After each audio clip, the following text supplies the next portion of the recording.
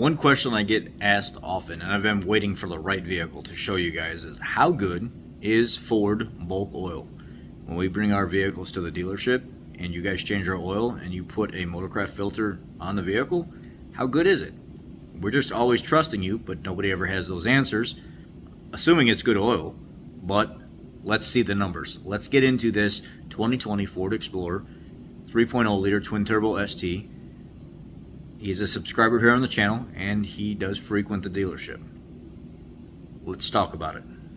So I'm here late, and finally Blackstone Labs has gotten back to me with the report on the 2020 Explorer ST. You guys wanted to see how does bulk Ford oil do with a motorcraft filter on a boosted application. And this vehicle had right at 6,000 miles. I have to look at the numbers exactly.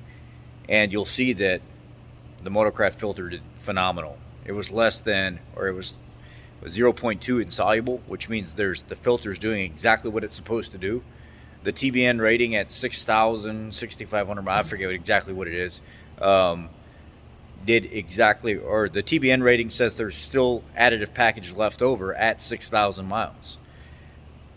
I wouldn't go that far, because what I told you guys in that last video when I changed that EcoBoost ST, the 3-liter twin turbo Explorer, is I said, yeah, that's why I'm telling you guys between 4,000 to 5,000 miles is optimal with these boosted applications, because at 6,000 miles I smell so much fuel in this oil that there's still a lot of protection there.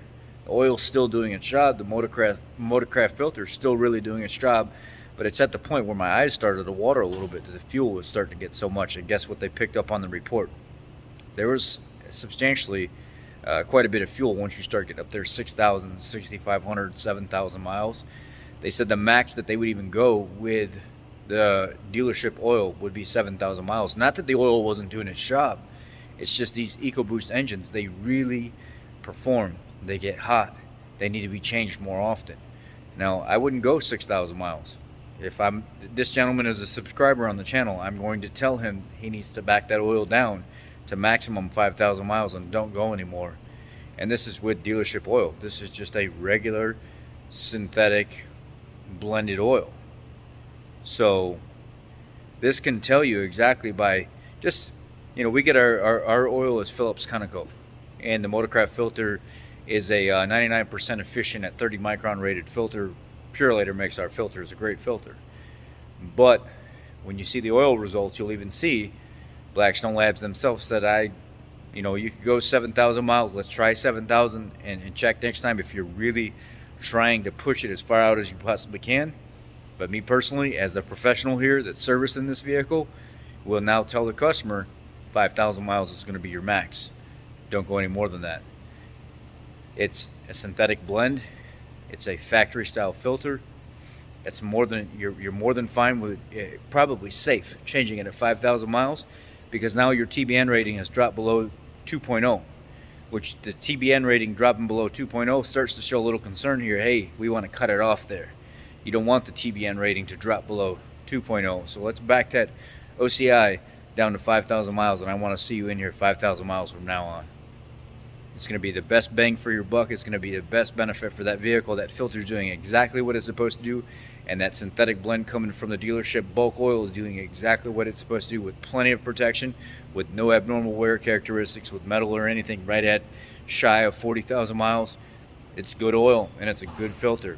Let's start doing better PM now. As you creep up there in mileage, you're going to start getting a little bit more wear. You're going to want to change that oil more often. Fuel dilution with boosted engine is a thing. Here's the analysis.